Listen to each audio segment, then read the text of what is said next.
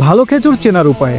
পবিত্র রমজান মাস আসার সঙ্গে সঙ্গে যেই ফলটির চাহিদা সর্বাধিক বৃদ্ধি পায় সেটি হলো খেজুর।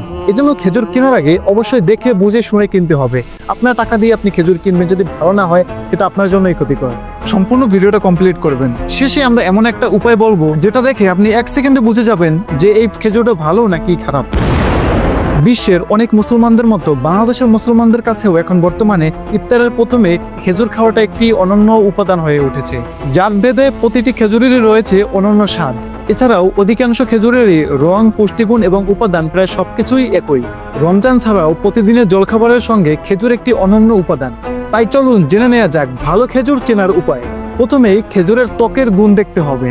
ভালো খেজুরের ত্বক দেখতে চকচকে হলেও একেবারে মসৃণ হবে না, আবার দেখতে অমসৃণ হলেও একেবারে নরম বা একেবারে শক্ত হবে না। অনেক সময় অসাধু ব্যবসায়ীরা এটা দেখতে চকচকে হওয়ার জন্য এর উপরে অনেক সময় খেজুরের গুড় এবং অনেক ধরনের কেমিক্যাল মিক্স করে থাকে।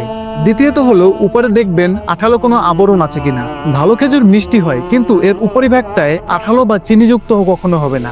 বাজারে গিয়ে কখনো যদি খেজুর কিনেন আর তখন যদি দেখেন উপরের আবরণটা আঠালো অথবা উপরে চিনি জমাট বাঁধা, তাহলে সেই খেজুরটা কখনো কিনবেন না। হয়তোবা সেটি নিম্নমানের, নয়তোবা কোনো ভেজাল আছে। ভেতরের অংশ দেখে নেয়া।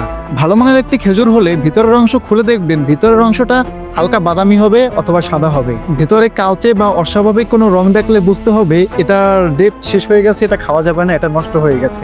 4 নম্বরে যেটা খেয়াল রাখতে হবে সেটা দেখতে হবে এটা গলানো কিনা। অনেক সময় অতিরিক্ত আর্দ্রতার কারণে একটা খেজুর আরেকটার সঙ্গে লেগে যায় এবং গলে যায়, যা দ্রুতই নষ্ট হয়ে যাওয়ার আশঙ্কা তৈরি করে।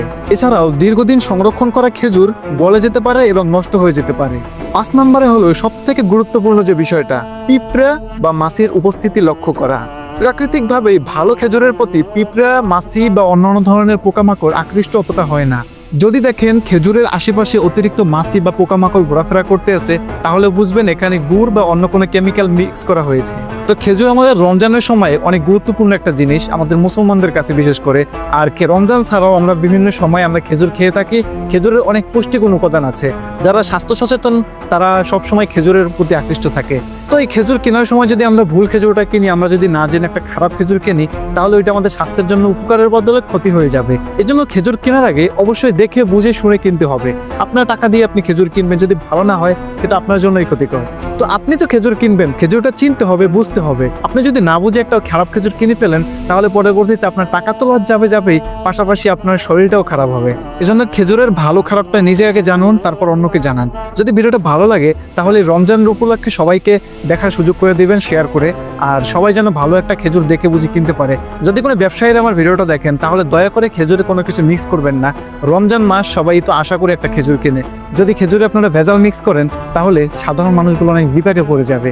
আপনার বাবা, আপনার মা, আপনার সন্তানকে আপনি একটা ভালো খেজুর খাওয়াবেন, এটা আপনারা সবাই চান, কিন্তু অসাধু কিছু ব্যবসায়ীদের জন্য এটা হয়ে ওঠে না।